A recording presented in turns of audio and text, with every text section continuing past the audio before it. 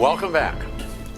Well, last time we looked at the opening of Proverbs 2 and suggested that the series of ifs pointed to willingness. This is a question of attitude. Not mood, but attitude. Now, I realize this is ancient history, but I remember back in the old days when there was a fascination with the space program. Communications between the Apollo space capsule and the Johnson Space Center in Houston were broadcast, and people would actually listen to it. And from time to time, ground control would tell those in the spacecraft that they needed an attitude correction. Now, ground control had not noticed that one of the astronauts was in a bad mood. They were rather concerned that the position of the spacecraft, its orientation vis-a-vis the Earth, was out of kilter and it needed to be corrected so that it would be headed in the right direction and get to its destination. Well, if I want to know God intimately, I need to be oriented toward Him. If I want to interact with Him meaningfully, I need to store up His instructions. This is the same word that the psalmist uses in Psalm 119. I've hidden or I've treasured your word in my heart. So the question is, do I really treasure His word? Am I filling my mind with it? If I want to enjoy Him deeply, there needs to be a prior commitment to say, God, whatever you say, the answer is yes. But there's another prerequisite beside willingness. Look at verse 2. If you will make your ear attentive to wisdom and incline your heart to understanding. What's this prerequisite? It's the choice to focus. Our family was graced with a beautiful Siberian husky named Natasha. I was often fascinated with her ears. So many stories, so little time. Often, she'd be lying in the family room with her eyes closed. I'd be reading, Lois would be working on a craft, the kids would be occupied with something. And if in the course of our family conversation, certain key words like outside, or walk, or car, or her name would come up, she often wouldn't open her eyes, but her ears would perk up and twist toward whatever direction that interesting word came from.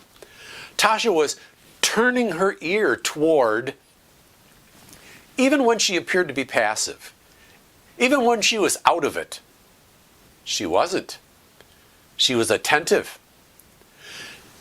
There's a difference between actively paying attention and passively having somebody catch our attention. See, if I want to know God intimately, if I want to enjoy Him deeply, there needs to be a prior commitment to pay attention. It's a conscious choice. I have to decide to value Him above all else. Well, the next prerequisite shows up in verse 3. If you cry for discernment, lift your voice for understanding. I think of that as passionate prayer. I'm not sure why a persistent, passionate prayer life is so challenging to maintain. But here the biblical sage emphasizes the importance of passionate prayer. It's not, God bless me, God bless my family, God bless everybody, now I lay me down to sleep. The issue is too important to let it slide. I need to plead for insight, to cry out for understanding. So, willingness, focus, passionate prayer. There's one more prerequisite in verse 4. If you seek for her as silver, Search for her as hidden treasures. What do you make of that? I think those metaphors refer to hard work. Passion motivates people to pursue a mission against all sorts of back pressure.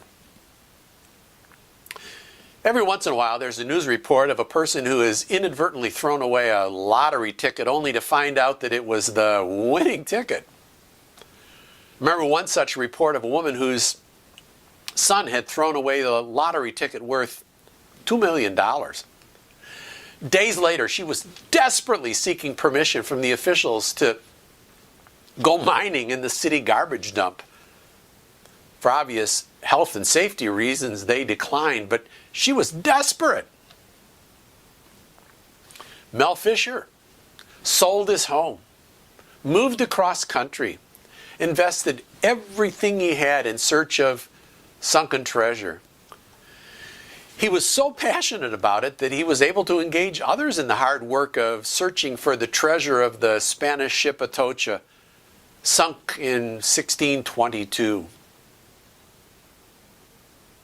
Am I as committed to knowing God? Well, the sages explain the prerequisites.